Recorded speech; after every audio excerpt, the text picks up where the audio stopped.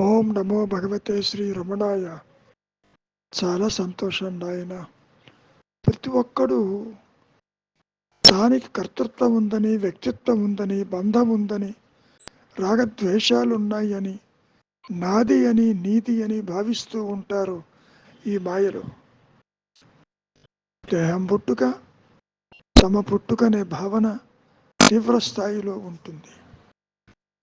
ప్రతి ఒక్కరికి స్థూల దేహంతో పాటు సూక్ష్మదేహమైన మనస్సు కూడా ఉంటుంది. ఈ వ్యక్తిత్వం తల ఎత్తినప్పుడు ఈ రెండూ కూడా రెండు లోకాలను దర్శిస్తూ ఉంటాయి. అంటే నేను దేహం అనేటువంటి ఈ వ్యక్తిత్వము అటు జడము కాదు, ఇటు చైతన్యము కాదు, మధ్యస్థంలో ఒక పిశాచము లాంటిదన్నారు మహర్షుల వారు. ఈ చిచ్చడ గ్రంథి అనేది ఒక రకంగా చెప్పుకుంటే ఊహాజనితము, ఇమాజినరీ, ఫ్యాంటమ్, లేనిది ఉన్నట్టుగా సృష్టిస్తుంది, ఉన్న సత్యము లేనట్టు భావిస్తుంది. నిజానికి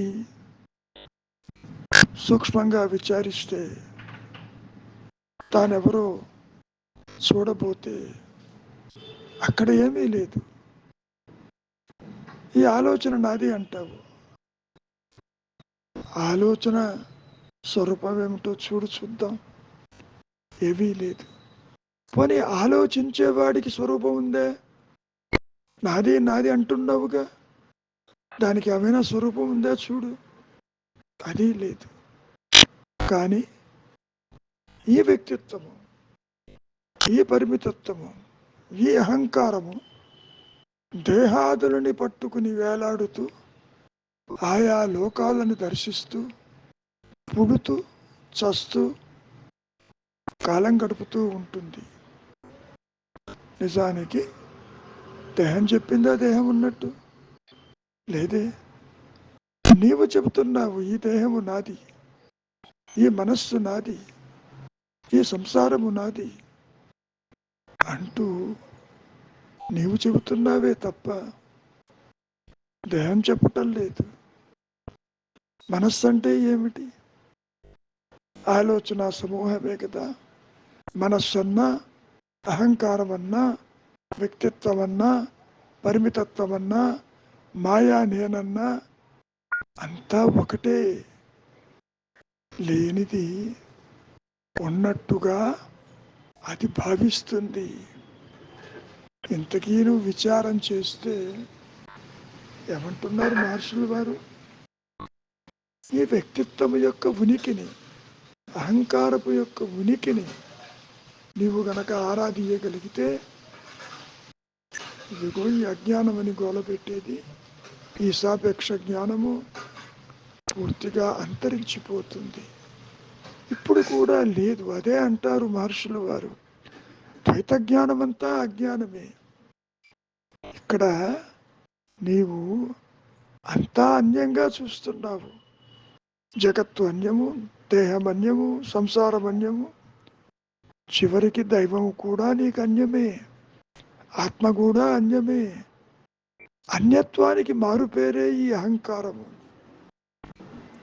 దీనికి కారణం ఇది జడము కాదు, అది చైతన్యము కాదు. ఒక ఆభాస కాంతిలో మాత్రమే ఇది ప్రకాశిస్తుంది. ఇది చూడబోతే దేహాదులను మార్చుకుంటూ లోకాలను దర్శిస్తూ ఒక్క 24 గంటల్లోనే ఈ మాయా నేను, ఈ అహంకారము, ఈ ఉనికి లేనిది 3 దేహాలు మార్చుకుంటూ ఉంది కదా. మీ అందరి అనుభవం అదే కదా. స్థూల దేహంతో స్థూల జగత్తును చూస్తుంది. తనకు అన్యంగా ప్రదేశాలు ఉన్నాయి అంటుంది. జగత్తులో తాను పుట్టానంటుంది, జగత్తులో ఉన్నానంటుంది. ఒకటి కాదు. ఈ అజ్ఞానపు పరిధులు అవధులు దాటి ఉంటాయి.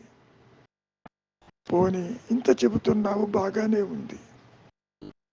కాసేపు నీవు నిద్రిస్తే నీ దేహం ఏమైంది? నువ్వు చూసిన జగత్ ఏమైంది? అది కూడా ఉండాలిగా నీతో పాటు. లేదు కదా.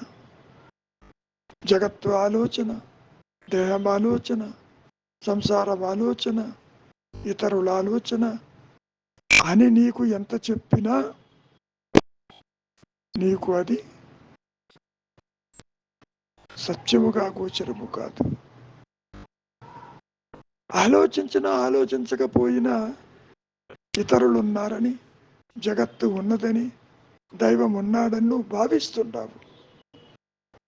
నీ భావనలకే అది పరిమితము. దాంతోపాటు గతం అంటావు, భవిష్యత్ అంటావు. వర్తమానంలో నీ స్వరూపాన్ని తెలుసుకోలేని స్థితిలో ఉంటావు. ఇప్పటికే మించిపోయింది లేదు. ఆలోచన లేని మనస్సు ఉందేమో చూడు. ఈ అహంకారానికి మొట్టమొదటి ఆలోచన నేనంటే దేహమని. నిద్రపోతున్నప్పుడు ఏ బాధ లేదుగా నీకు. అక్కడ నీవు సహచిత్తంలోనే ఉన్నావుగా, ఆత్మగానే ఉన్నావు, అయినా నీకు తెలియదు. ఇక్కడికి వచ్చాక దేహాత్మ బుద్ధి జనించిన తరువాత ఇదిగో ఈ మనస్సు బహిర్గతమవుతుంది. ఆ మనస్సులో కోరికలు, బంధాలు, రాగద్వేషాలు, భేదాలు ఎట్లా ఉంటాయో తెలుసా? ఉచ్చ నీచ భేదము, స్త్రీ పురుష భేదము, మంచి చెడు భేదము, న్యాయ అన్యాయ భేదము ఒకటి కాదు. భేద దృష్టిని కలిగి ఉండేది ఈ మాయా నేను. ఎంత ఉన్నా దాని వాసనలు, దాని అరిషడ్ వర్గాలు, దాని కోరికలు, దాని బంధాలు అవి తెచ్చుకున్నదే బయట చూస్తుంది. యత్ భావం తద్భవతి. నీవు ఏ విధంగా భావిస్తే ఆ విధంగా చూస్తాడు ఈ మాయా నేను. బయట ఉన్న వస్తువు ఏ ఒక్కటైనా అది చెప్పిందా ఉన్నట్టు నీవు చెబుతున్నావు. ఇక్కడ ఇది ఉన్నది, అది ఉండదని. అదే అంటారు మహర్షులు వారు కూడా. సూర్యచంద్రాదులు కూడా అవి జడమే, స్వయం ప్రకాశం లేవు. నీవు గుర్తిస్తున్నావు సూర్యుడు ఉన్నాడు, చంద్రుడు ఉన్నాడు, గ్రహాదులు ఉన్నాయి, కాలం ఉన్నదని. చూడబోతే ఆ చెప్పేటటువంటి మాయా నేనుకి ఉనికి లేదు. ఉనికి లేదని ఎప్పుడు తెలుస్తుంది?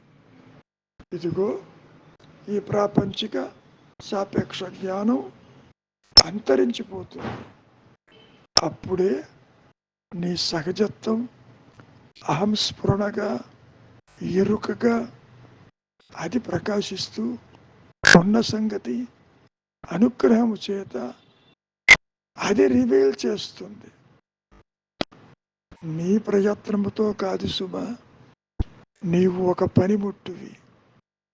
పనిముట్టు చేతిని పట్టుకోగలదా? ఎంత ప్రయత్నం చేసినా. ప్రయత్నం చెయ్యండి. కన్ను చూడగలదా? తీసి అక్కడ పెట్టి చదవమంటే చదువుతుందా? అది లేదు కదా. కంటికి కన్నైనటువంటి జ్ఞానం ఒకటి ఉండి తీరాలి. అదే ఆత్మ, అదే ఎరుక, అదే పూర్ణ జ్ఞానము, అదే సత్యము, అదే అనంతము, అదే ఉన్నది. మరి లేనిదో జీవుడు, జగత్తు, ఈశ్వర భావనలు ఇవి పూర్తిగా మానసికములు, అహంకార జనితములు, అవాస్తవములు. మనం ఇక్కడ ఎన్ని రకాలుగా చెప్పుకున్నా వ్యక్తిత్వంతో ఈ ప్రపంచము ఆలోచనలతోటి కనపడుతుంది. These are all the thoughts that rule the world. ఆలోచన వల్లనే ప్రేరణ కలుగుతుంది. పంచేంద్రియముల యొక్క ఫలితమే కదా ఈ ప్రపంచము. మరి ప్రపంచానికి వినికి ఉండదా? అదే విషయాన్ని మహర్షుల వారు ఆదిశంకరులు కూడా చెబుతున్నారు. జగత్తు ఆలోచన, దైవం ఆలోచన, దేహం ఆలోచన, సంసారం ఆలోచన, ఇతరుల ఆలోచన, పుట్టుక ఆలోచన, మరణం ఆలోచన ఒకటి కాదు. ఈ ఆలోచన వలయంలో పడి కొట్టుమిట్టాడుతూ దేహాలను మార్చుకుంటూ లోకాలను దర్శిస్తూ కాలం గడిపేది ఎవరు? ఇదిగో ఈ మాయా, నేను, ఈ వ్యక్తిత్వము, ఈ కర్తృత్వము ఒక్క విచారముతోని, ఒక్క వైరాగ్యముతోని, ఒక ఇచ్ఛారహితముతోని, బంధరహితముతోని ప్రాపంచిక విషయ వాసనల యందు దోష దర్శనం చేయటం వల్లనే ఈ మనస్సు, ఈ అహంకారము తన ఉనికిని కోల్పోతుంది. అందుకనే అంటున్నారు మహర్షులు వారు, ఈ వ్యక్తిత్వ సత్యాన్ని నీవు గనక సరిగా గ్రహించగలిగితే, అంటే అర్థమేంటి? లేని వ్యక్తిత్వం ఉన్నట్టుగా నీకు దేహ పరిమాణంలో పెరుగుతూ ఉన్నది. ఏ విధంగా అయితే లేని పాము ఉన్నట్టుగా నిన్ను బాధకు గురి చేసిందో, తాడు అని తెలిసినప్పుడు పాము అదృశ్యమైపోయిందో, ఇక్కడ కూడా నేను నేను అన్న అహంస్మరణ ప్రకాశించిన స్థితిలోనే నీకు అర్థమవుతుంది సృష్టి లేదని, అన్యత్వము లేదని, అసలు ఈ అహంకారము పుట్టలేదని. అదే అంటారు మహర్షులు వారు, ఈ మాయ యొక్క ప్రయోజనము, ఈ సృష్టి కనపడటము, ఇదంతా కూడా నీవెవరివో విచారించటానికి. నేను పుట్టలేదని గ్రహించు అంటారు. అంటే దేహాత్మబుద్ధి జడచేతనముల యొక్క కలయిక ఉన్నదేమో చూడబోతే అది లేదు. పుట్టుక లేని దానికే ఇన్ని శాస్త్రాలు, ఇన్ని బోధలు, ఇన్ని అవస్థలు, ఇన్ని జనన మరణాలంటూ చెప్పుకొచ్చారు మహర్షులు వారు. మరి దీనికి పరిష్కారం అదే చెబుతున్నారుగా. వ్యక్తిత్వ సత్యాన్ని నీవు సరిగా అర్థం చేసుకో, అప్పుడు ఈ ద్వైత జ్ఞానం అంతా అజ్ఞానమని అదృశ్యమైపోతుంది. ఈ ప్రాపంచిక సాపేక్ష జ్ఞానం కూడా అంతరించిపోతుంది. నీవుగా నిలిచి ఉంటావు, అహంస్మరణగా, అనంతంగా. దాన్నే మనం తురీయం అంటాం. అంటే దాని అర్థం అవస్థలు లేని ఏకైక సత్యస్థితి, మార్పు చెందని సత్యస్థితి అని మనం ఇక్కడ చెప్పుకోవచ్చు. కనుక నాయన విచారించండి. నీకు దుఃఖానికి కారణం అవిచారము, విచారించటం లేదు. నేనంటే ఈ దేహమని గుడ్డిగా నమ్ముతున్నావు. ఒక కళలో చూచినట్టు నీలాగే ఇతరులను చూస్తున్నావు, వారిలో భేదాన్ని చూస్తున్నావు. నీవు పురుషుడు అంటావు, స్త్రీ అంటావు, బాలుడు అంటావు, వృద్ధుడు అంటావు. దేహం యొక్క స్థితిని బట్టి నీ ఆలోచనలు మారుతూ ఉన్నాయి, అంతకంటే ఏమీ లేదు. ఆత్మ ఎన్నడు స్త్రీ కాలేదు, పురుషుడు కాలేదు, బాలుడు కాలేదు, వృద్ధుడు కాలేదు. అంతేకాదు, అది జ్ఞాని కాదు, అజ్ఞాని కాదు. అది తనకు తానుగా తన స్వరూపంలో పరిధులు లేక జ్ఞాన వృత్తి చేత అది ప్రకాశిస్తూనే ఉన్నది. అది ఒకటే ఉంటుంది, రెండు నేనులు ఉండవు. జీవాత్మ నేనని, వ్యక్తిత్వ నేనని, అహంకారపు నేనంటూ, ఆత్మ నేనంటూ ఉండదు. తాడు పాముగా కనిపించినట్లు అహం స్ఫురణ, అహం దేహంగా వాసనల వల్ల కనిపిస్తుంది, పూర్వ స్మృతుల వల్ల కనపడుతుంది. అంతకంటే ఏమీ లేదు. ఈ మూడు అవస్థలు అంటే జాగ్రత్త, స్వప్న, సుషుప్తులు మూడు కూడా అసత్యములు, నిరాధారములు, ఉనికి లేనివి అని నీవు ఎప్పుడైతే గుర్తించి నిలిచి ఉంటావో అప్పుడు ఈ వ్యక్తిత్వంతో పాటు దానితో అజ్ఞానము, ఈ ప్రాపంచిక సాపేక్ష జ్ఞానము, ఈ జనన మరణాలు ఇవన్నీ కూడా అదృశ్యమైపోతాయి. మృత్యుంజయుడవుతావు అంటే జనన మరణాల ప్రసక్తే లేదు. ఈ విషయాన్ని కూడా మహర్షులు వారిని అడిగారు. స్వరూప జ్ఞానం ప్రకాశంతో నాకేమిటి లాభమని. జనన మరణాలు ఉండవన్నారు. అంతవరకు మంచిది. మౌనమే నీ భాష, మౌనమే నీ సహజత్వము, మౌనమే నీ ఉనికి, మౌనమే నీ సహజ స్థితి.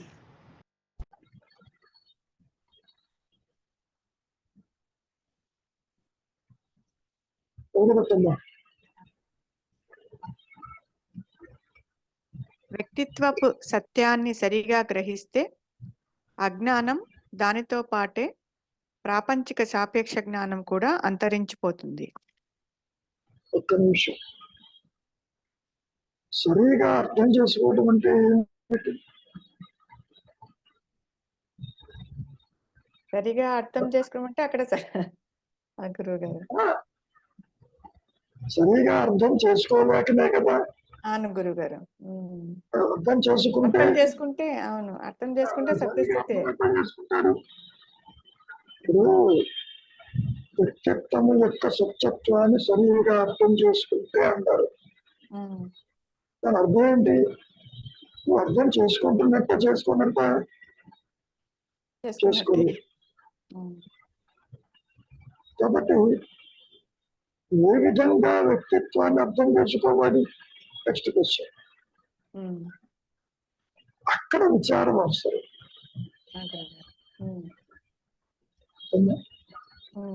అయినా రవి గురువు గారు చెప్పు, ఏ విధంగా అర్థం చేసుకోవాలి? అంటే ఇక్కడ వ్యక్తిత్వపు సత్యాన్ని అంటున్నారు గురువు గారు. అంటే రియాలిటీ, వ్యక్తిత్వం యొక్క రియాలిటీని, జగత్తు యొక్క రియాలిటీని, దేహం యొక్క రియాలిటీని. ఈ సత్యం అంటే జ్ఞానం యొక్క ఆత్మ యొక్క సత్యం, దాని గురించి కాదు కదా గురువు గారు. వ్యక్తిత్వం సత్యం అంటే అజ్ఞానం యొక్క అజ్ఞానాన్ని, ఆత్మ విషయం అందరూ చర్చించలేరు గురువు గారు. ఆత్మ ఉందో లేదో కూడా ఎవరికి తెలియదు. వ్యక్తిత్వం అసలు లేనే లేదు అనుకోవడం కాదు, తెలుసుకోవడమే అది సత్యం. ఆయన ఇది లేదని తెలియాలి అంటే చాడు ప్రకాశిస్తే తప్ప కావాలని తెలియదు. అవును, అనుకోవడం కాదు. ఇది లేదు లేదు అనుకున్నంత మాత్రాన వ్యక్తిత్వం అంతరించిపోవటంలే. ఉన్నదేదో ప్రకాశించినప్పుడు ఇది పోతుంది. అంతేగాని జగత్తు లేదు, బ్రహ్మమే సత్యము, నేను దేహం కాదు, నేనంటే అదే తత్వవాక్యం అంటూ అది కూడా చెప్పారు కదా మహర్షి. నేను ఇది కాదు, నేనంటే అదే అని అనుకున్నంత మాత్రాన ప్రయోజనం లేదు. ఇక్కడ సత్యము, ఈ వ్యక్తిత్వం అనేది లేదు అనే జీవుడు ఎన్నటికీ అనుకోడు. కారణం వాసనలు, కోరికలు, బాధ్యతలు, బంధాలు ఒకటి కాదు. ఇతరు లేచినప్పటి నుంచి సర్వకర్మలు ఆచరిస్తున్నాడు. లేదు అనుకుంటే ఆచరించాడు, ఉన్నదనుకుంటేనే పరిగెడతాడు. ప్రపంచంలో, సంసారంలో కష్ట సుఖాలు ఉన్నాయి అనుకుంటేనే పరిగెడతాడు, కావాలనుకుంటేనే పరిగెడతాడు, లేకపోతే పరిగెత్తాడు. నువ్వు నాది అనుకుంటున్నావు, నాది అనేది ఒకటి ఉన్నదనుకోబట్టి నువ్వు పరిగెడతావు, ప్రదేశాలు తిరుగుతావు, బాధ్యత అంటావు, ఇది నేను చెయ్యాలంటావు. కాబట్టి అంటే అక్కడ మనస్సు ఉంది కాబట్టి పరిగెత్తుతున్నాడు కదా గురువు గారు.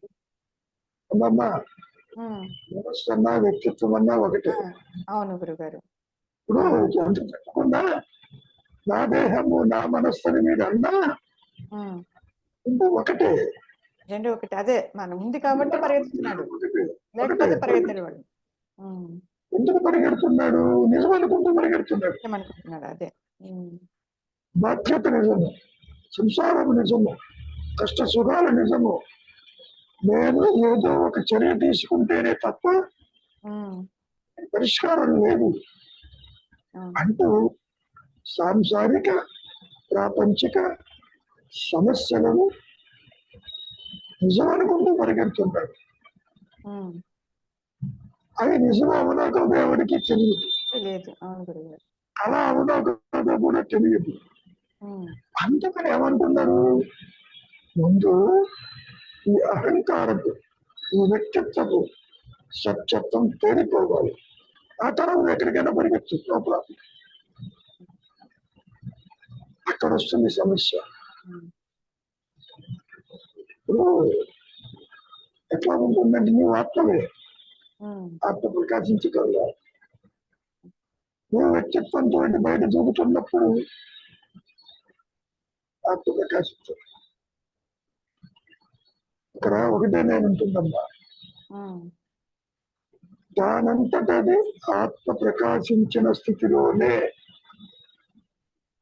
సృష్టి లేదని, జీవుడు లేదని, జనన మరణాలు లేవని అప్పుడు దగ్గర మనసుతో కన్ఫర్మ్ అవుతుంది. అంతవరకు కాదు. అంతవరకు జీవుడు ఈ జనన మరణ మాయలో కొట్టుకుంటూనే ఉంటాడు, పుడుతూ ఉంటాడు, పోతూ ఉంటాడు, దేహంతో ఆడుతూ ఉంటుంది, కొత్త వాసనలు మూట కట్టుకుంటాడు. ఇట్లా ఉంటుంది. కాబట్టి ప్రతి ఒక్కరికి తెలుసు దేహము అనిత్యమని, జగత్తు అనిత్యమని, అసత్యమని తెలియదు. కనబడిపోతుంది. స్వప్నం కూడా అంతేగా.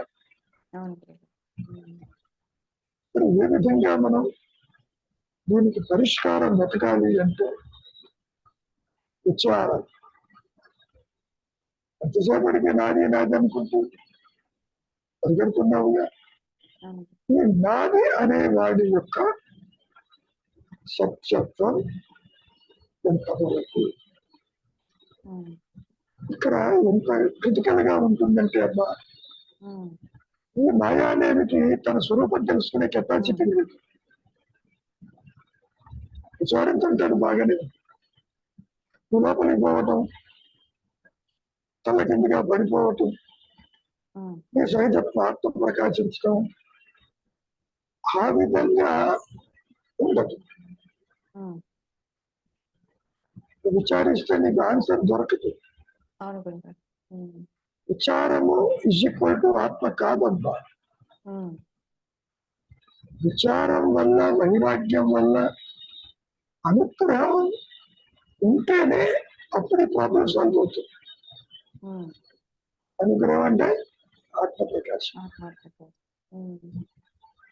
అంతవరకు జీవుడు కొట్టుమిట్టాడుతూ ఉంటాడు. పైగా ఇది అలవాటైంది బాగా. లేచినప్పటి నుంచి దేహాన్ని గురించి బాధపడటం, సంసారంలో మంచి చెడు, జగత్తుల విషయాలు బాధించడం. దుఃఖాలు 3 రకాలు ఉంటాయి. ఆధ్యాత్మిక, ఆది భౌతిక, ఆది దైవిక. నిద్ర లేచినప్పటి నుంచి ఏదో పరిస్థితుల్లో ఈ 3 యొక్క ప్రభావం జీవుడి మీద ఉంటుంది. తనకు తాను చేసుకున్నది అనుభవిస్తాడు. అంతేకాదు కళలో పక్కవాడు పోతూ కాలి మీద టైర్ ఎక్కిస్తాడు, పోతాడు, అది అనుభవిస్తాడు. ఉన్నట్టుండి విపరీతంగా వర్షాలు పడతాయి, తిండి దొరకదు, వెళ్ళటానికి లేదు, ఇబ్బంది పడతాడు. ఇట్లా నేను ఇన్ని అవస్థలు పడుతున్నాను, ఇది తీరిక ఎక్కడుంది? వ్యక్తిత్వాన్ని సత్యం అసత్యం అని ఆలోచించడానికి. ఎంతసేపటికి వాడు సహాయం చేయలేదు, వీడు సహాయం చేయలేదు అవును. అనుకుంటాడే తప్ప వ్యక్తిత్వాన్ని గురించి ఆరా తీయడు. ఉమ్. చూసే అవకాశం కూడా లేదు ఇక్కడ.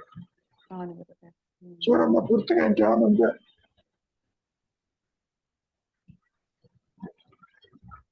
గురుగారు, వ్యక్తిత్వపు సత్యాన్ని సరిగా గ్రహిస్తే అజ్ఞానము దానితో పాటే ప్రాపంచిక సాపేక్ష జ్ఞానం కూడా అంతరించిపోతుంది.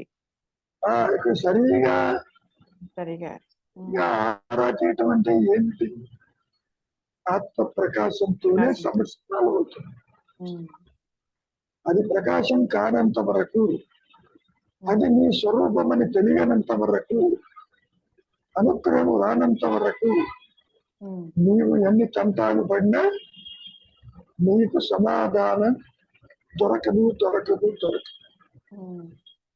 అంటే గురువుగారు అయితే మరి ఇందాక అన్నారు ఈ జీవుడి మీద ఈ మూడు ఎఫెక్ట్ ఉంటుందన్నారు కదా గురువుగారు, ఆది భౌతిక, ఆది ఆధ్యాత్మిక అని అన్నారు. అంటే అది గురువుగారు కర్త కాబట్టి కర్మ ఉంటుంది. కర్మ ఈ రకంగా ఉంటుంది.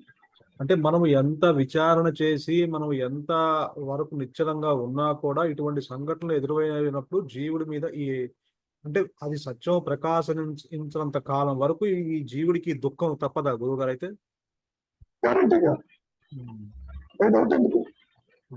ఎందుకని నీవు ఇంకా ఇన్ని కష్టాలు పడుతూ కర్తృత్వంతో దేహం అనుకుంటున్నావు. దేహానికి ఇబ్బందే కదా, తిండి గింజలు దొరకటం లేదు, ఆకలితో అలమడిస్తున్నాయి కొన్ని దేశాలు అని బాధపడుతున్నావుగా. ఎవరు సహాయం చేయడం లేదంటున్నావు, దేవుడు నిర్దయుడు అంటున్నావు.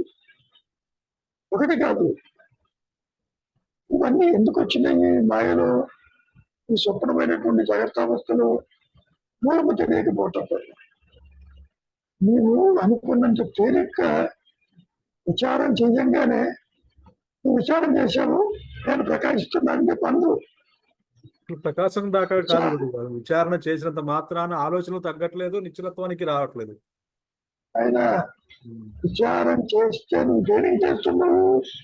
How to come out of this problem, అంతవరకే, ఆ మూమెంట్ వరకే. అంత చాలు. యూఆర్ వెరీ హంగ్రీగా ఉంటే ఎలా తినాలి, ఏం తినాలి, ఏం బతకాలి అది చూస్తున్నావు తప్ప ఈ హంగర్ ఎవరికి చూడారా? అది కుదరదు. నిజమే, ఉన్నది ఆత్మే, ఏనంటే ఆత్మే, అన్ని బాగానే ఉన్నాయి. కానీ బయటపడ్డటువంటి వ్యక్తిత్వము చాలా సాలిడ్ గా అలవాటై కూర్చుంది. By habit you feel it is real. అదే కనుక ఆత్మగా ఉంటూ దేహం ఉన్న నీకు ఇబ్బంది అనిపించింది. ఆయన చూసుకుంటాడు, ఏదో వచ్చినట్టు పోతుంది, వ్యాపారం వచ్చా పోతుంది, ఉంటే లేకపోతే లేకపోయినా నేను ఉన్నా కదా, ఆ విధంగా ఉంటుంది. ఆత్మగా ఉంటే అసలు ఏ సమస్య ఉండదు కదా గురువు గారు. ఆత్మగానే ఉన్నావు ఇప్పుడు కూడా. గ్రేస్ గ్రేస్ ఆ గ్రేస్ నీతోనే ఉంది. మనం ఎన్ని సిద్ధాంతాలు చెప్పుకున్నా, ఎన్ని మార్గాలు చెప్పుకున్నా, ఎన్ని వేఅవుట్లు చెప్పుకున్నా, ఇవన్నీ ఊహాజనితాలే, ఇమాజినరీ. నువ్వు ఎప్పుడు బయటికి రావాలో కళ నుంచి ఎప్పుడే బయటికి వస్తావు. కాబట్టి జీవుడి చేతుల్లో ఏది లేదు అసలు. కారణం తన పుట్టుక తన మరణం తన చేతుల్లో లేదు. అప్పటికీ నేను పుట్టానంటే ఏదో దేహాన్ని చూపించి ఏం చెప్పదు, నువ్వు చెప్తావు. ఇల్లు చెప్పదు, నువ్వు చెప్తావు ఇల్లు నాది, ఈ కారు నాది, ఈ పరివారం నా వాళ్ళు అంటావు. చూడు ఎంత విచిత్రంగా ఉంటుంది. కాబట్టి ఇక్కడ నాది నేను అనేవాడి యొక్క reality that is precisely the main point of Shankara and Ramana Maharshi. అదే నేను ఎవరని. It looks very easy, but it is very difficult to introspect. ఎందుకని everything is connected to the higher power. అది ప్రకాశిస్తే తప్ప వీడికి సొల్యూషన్ లేదు. కష్ట సుఖాల్లో కొట్టుమిట్టాడుతూ ఉంటాడు ప్రతి జీవుడు, అందులో సందేహం లేదు. అదే గురుగారు, ప్రతికూలం ఇప్పుడు ఏదైనా ప్రతికూలంగా ఉన్నప్పుడు అది బాగానే ఉంటుంది, ఎటువంటి చలనం లేకుండా మనస్సు హాయిగా. ఎటువంటి సంఘటన అనుకూలం ఉన్నప్పుడు బాగానే ఉంటుంది, ప్రతికూలం వచ్చినప్పుడు ఆ సంఘటనలు ఎదురైనప్పుడు అప్పుడు మళ్ళీ వాసనలు ఆలోచనలు మనకి బయటకు వచ్చి ఇబ్బంది పెడుతూ ఉంటాయి. ఇక్కడ అనుకూలము ప్రతికూలం కూడా మానసిక స్థితి, మెంటల్ అప్రోచ్. ఇంకో రహస్యం చెబుతాను, నువ్వు కంఫర్ట్ ని రికగ్నైజ్ చేయలేవు, పెయిన్ రికగ్నైజ్ చేస్తావు, అసౌకర్యాన్ని చేస్తావు. ఓ విధంగా ఉన్నారని ఎవరిని అడిగితే ఏమంటావు? సమస్య లేదు, ఐఎమ్ ఫైన్ అంటావు. కానీ ఆ ఫైన్ అంటే ఏమిటో తెలియదు నీకు. సమస్యని మటుకు హైలైట్ చేస్తావు ఏమన్నా ఉంటే. ఏమా సరోజ, ఏమన్నా ఉందా? గురువుగారు, ఇప్పుడు సమస్యని కూడా కంఫర్ట్ కింద తీసుకుంటే ఎలా ఉంటుంది గురువుగారు? అమ్మా చేయి తీసుకెళ్ళి నిప్పులో పెట్టు, ఐఎమ్ కంఫర్టబుల్ అని చూద్దాం. సాయిబాబా లాగా. అంటే ఇది సమస్య ఏదో కష్టం తొందరపడద్దు. సాయిబాబా కాగుతున్నటువంటి యొక్క మరుగుతున్న దానిలో తీసాడు చేయి పెట్టి. అవును గురువు గారు. ఆయన నువ్వు అనుకున్నట్టుగా కంఫర్ట్ గా తీయలే, ఆత్మస్థితిలో ఉంటూ దేహస్ఫురం లేకుండా చేశాడు. నువ్వు చేయి చూద్దాం. చేయలేదు, ఎందుకని మూలం తెలియదు.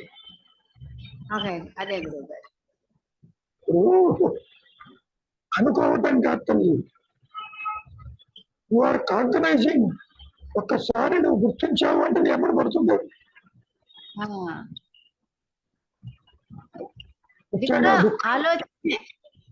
ఆలోచనే కదా గురువు గారు. అమ్మా ఆలోచన కరెక్టే తల్లి. అది ఆలోచన, ఎవరి ఆలోచన? వ్యక్తిత్వం ఆలోచన. అవును గురువు గారు. ఆలోచన వ్యక్తిత్వం విడిగా ఉండదు. అవును గురువు గారు. Thinker and the thought is only one. అవునండి, విడిగా ఉండదు. అంటే మీరు కంఫర్ట్ ని రికగ్నైజ్ చెయ్యవు అన్నారు కదా. అంటే నేను సంతోషంగా ఉన్నాను అంటాను కదా గురువు గారు. ఉండగానే పెయిన్ లేదు కాబట్టి, పెయిన్ లేదు కానీ సంతోషం అంటున్నావే తప్ప నిజమైన ఆత్మస్థితి దాన్ని కానీ అనుభవించేది కాదు.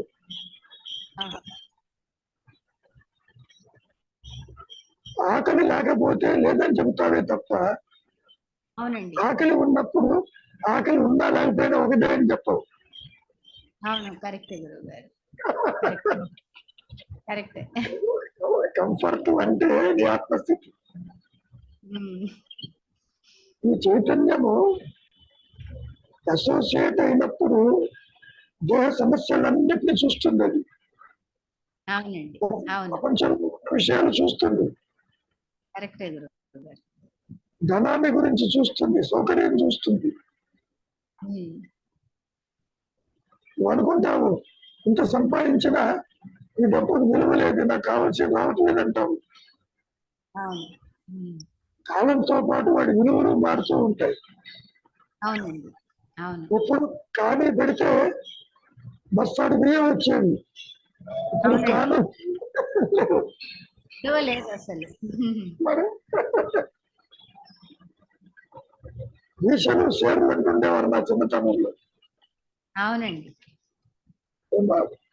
ఒక స్టేజ్ లో బార్టర్ సిస్టమ్, గిద్దడు ధాన్యం ఇస్తే ఇంత జీడిపప్పు బాగా ఇచ్చేవాడు. మా చిన్నప్పుడు మా అమ్మ కరివేపాకు కూరలు అవి కొనేది వడ్లు ఇచ్చి. అంతేగా మరి మాస్టర్ సిస్టమ్. అవును గురు. ఎందుకని అవును గురువు గారు. ఇప్పుడు లేవు. కరెక్టే. నాయన రవి ఇంకా ఆయన ఉంటే ఆ గురువు గారు అదే అదే అంటే సత్యం ప్రకాశంతోనే ఈ యొక్క అజ్ఞానం తొలగిపోవాల్సిందే తప్ప. అంటే ఇక్కడ ప్రకాశించటం లేదన్న భావన కూడా ఉంది. ఆ గురువు గారు అందుకని ప్రకాశించకే పోతుంది అంటున్నాను.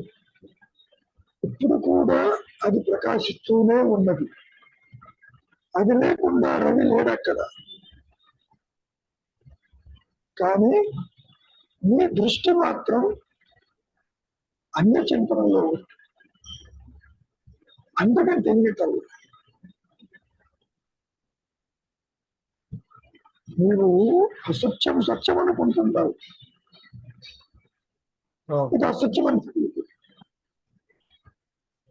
నేను కళ్ళతో చూస్తున్నాను, చెవుతో వింటున్నాను, అనుభవిస్తున్నానని అనుకుంటున్నారే తప్ప నీ అనుభవించే వాడి యొక్క వ్యక్తిత్వం యొక్క రియాలిటీని పరిశీలించడం. దీనికి best example is your dream state. కలగంటున్నావు బాగానే ఉంది. కళ నుంచి బయటికి రాగానే నువ్వు ఏమంటున్నావు? ఇమీడియట్ గా అసత్యం అంటున్నావా లేదా? ఇదంతా అసత్యం అంతే. అవును గురు అంటున్నాను. ఎవరో చెప్పటంలా నువ్వు కలే అసత్యం అంటున్నావు. అవునవును, నాలో నుంచి వచ్చిన కళే మళ్ళీ నేనే చెప్తున్నా అది అసత్యం అని. ఎందుకని ఎలా చెప్పగలిగావు? అంటే అక్కడ నాకు దాని వల్ల భయం లేదు నాకు. అంటే కథలో ఉంది కానీ భయము బయటికి రాగానే ఆ భయం పోయింది. ఎగ్జాక్ట్లీ.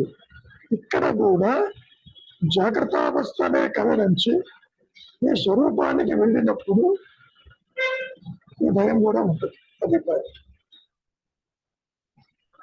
నువ్వు జాగ్రత్త అవస్థ కళ అనుకోవటంలే, స్వప్నం కళ అనుకుంటున్నారు.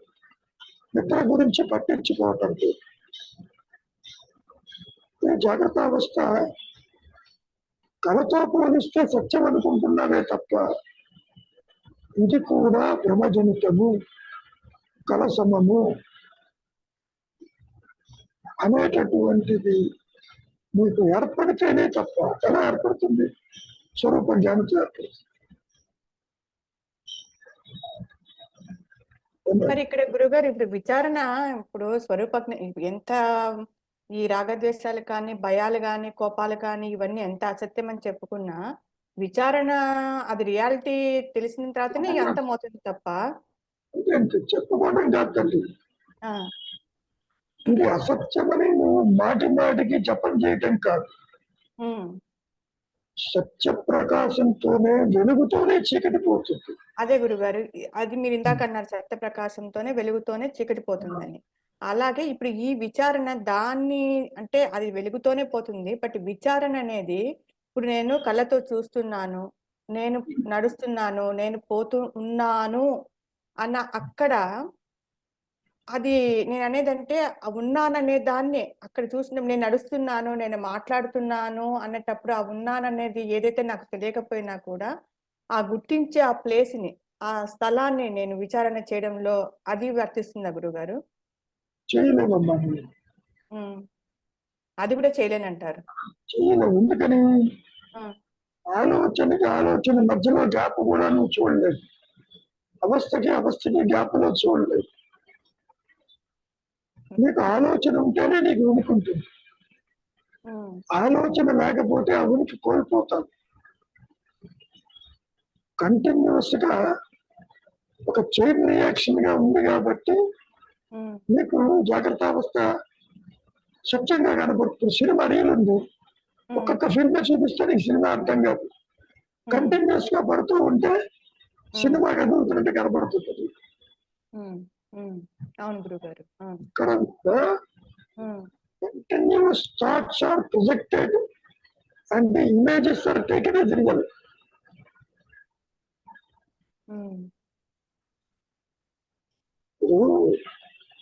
కంటితో ఒక వస్తువు చూస్తారు, ఇంకో వస్తువు చూడబోయే ముందు ఏముందంటే నువ్వు చెప్పలేవు, ఉమ్, గుర్తించలేవు అసలు. ఉమ్, ఒక పారాగ్రాఫ్ చదువుతున్నావు పుస్తకంలో, ఉమ్, కంటిన్యూస్ చదువుతావు, ఉమ్, మధ్యలో అక్షరాలు లేవు అక్కడ. అక్షరాలు లేకపోతే కాగితాన్ని గుర్తించలేవు. అక్షరం ఎక్కడుందో చూస్తావు అంతవరకు.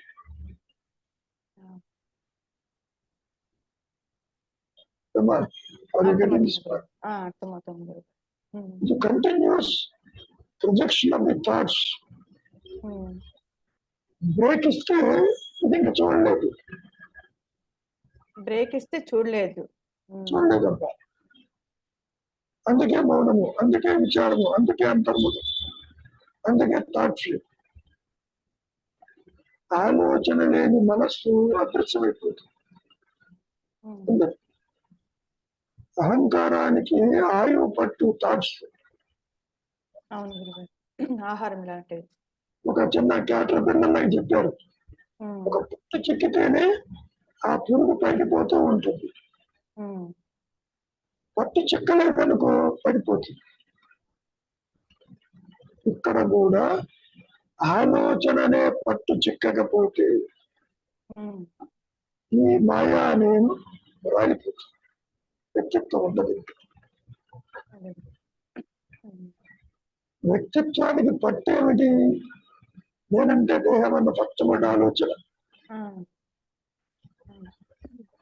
ఎప్పుడైతే దేహం నుంచి డీలింగ్ వెళ్తున్నావో నిద్రపోబోయే ముందు నీకు పట్టలేదు. ఇంకా ఉమ్, నిద్రపోతున్నప్పుడు దేహస్మరణతో నిద్రపోవు, అవును గురుగారు. వదిలిపెట్టావు. పొలిపోతుంది. నువ్వు మళ్ళీ దేహత్వ బుద్ధి వచ్చినప్పుడే దేహం యొక్క విషయం తెలుస్తుంది, లేకపోతే తెలియదు. ఉమ్, దీని అర్థం ఏంటంటే ఒక ఆలోచనకి ఇంకో ఆలోచనకి మధ్యలో ఉన్నది నీ సహజత్వం అని. ఉమ్, ఆ సహజత్వాన్ని నీవు పట్టుకోలేవు. ఉమ్, గురుగారు.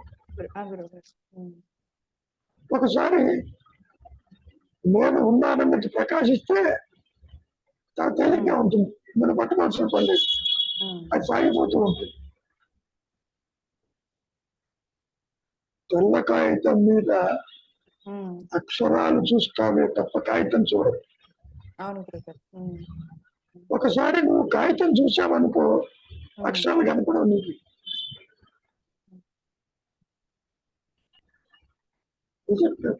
అవును గురుగారు. అవును.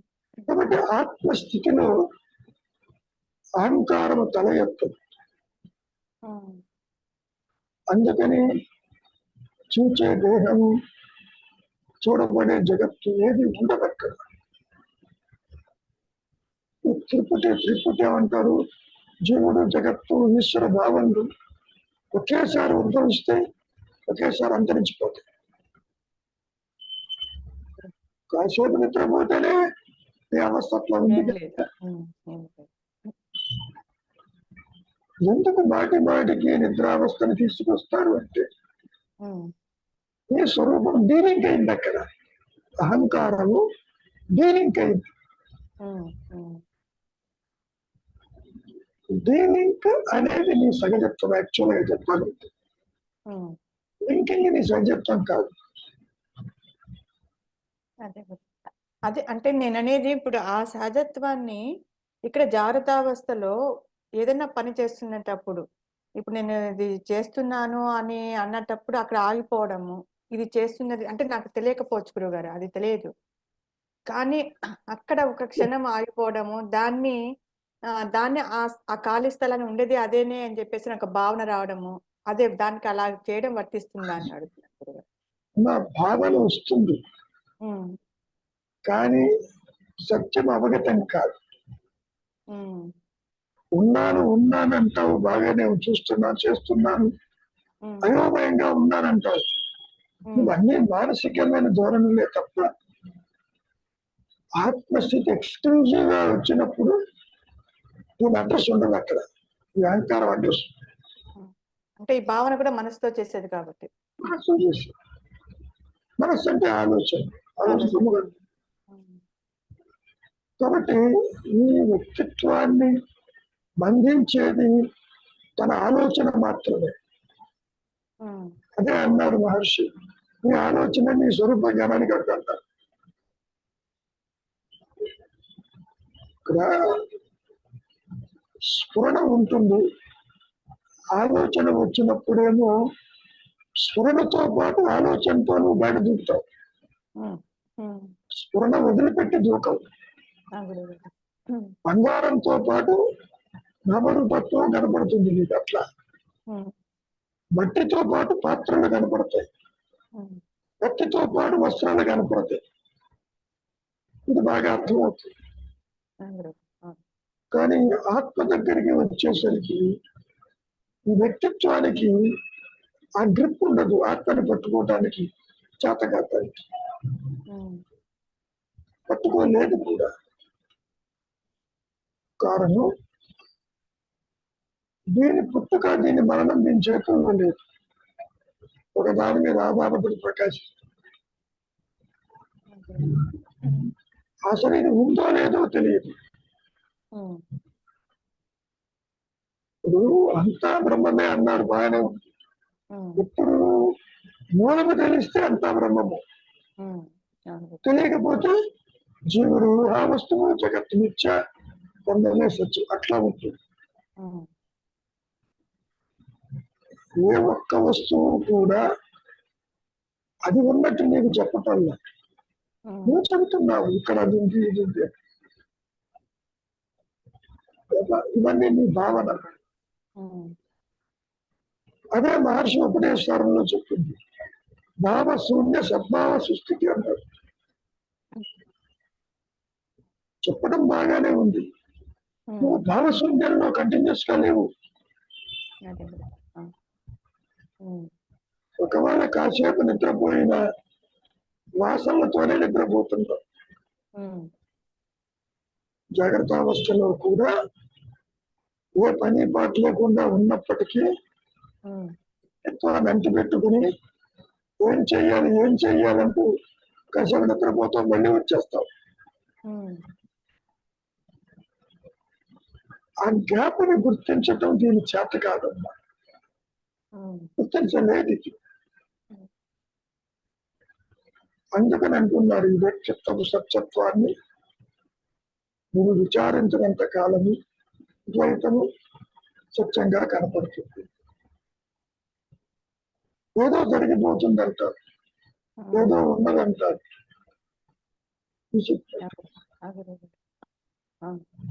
ఓ పక్కన దేహాన్ని చూస్తున్నావు, జగత్తును చూస్తున్నావు. దేహము జగత్తు ఒకటే అంటే అర్థమేంటి? వ్యక్తిత్వమే జగత్తు. వ్యక్తిత్వం తలెత్తుతేనే జగత్తు కనపడుతుంది. That's all. ఎప్పుడైతే నువ్వు స్థూల దేహం నుంచి క్షణకాలం డీలింగ్ అవుతావో జగత్ అదృశ్యం అయిపోయింది.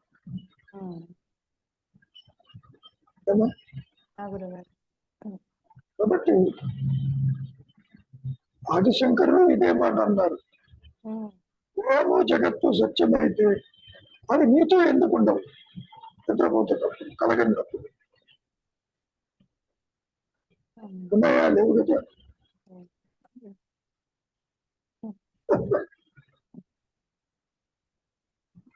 చెప్పండి శ్రీనివాసరావు గారు, ఏమనుందా?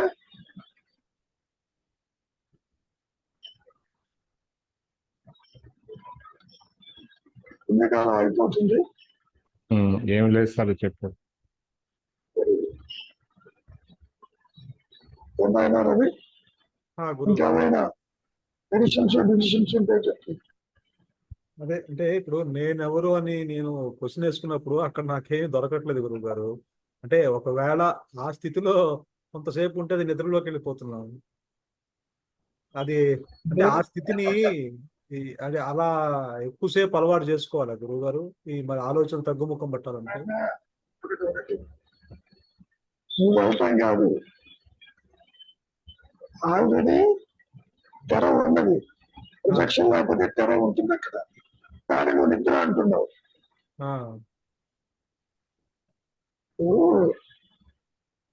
ఆలోచన లేకపోతే దేనితోనూ కాంటాక్ట్ లేకపోతే క్యాటర్ రాయి పడిపోతున్నావు.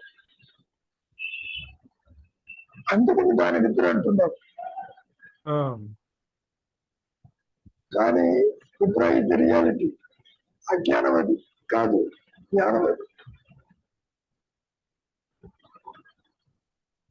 ఏమైనా గురువు గారు. నువ్వు ఎట్నుంచి ఎటు చూసినా కొత్తగా నీకేమీ రాదు.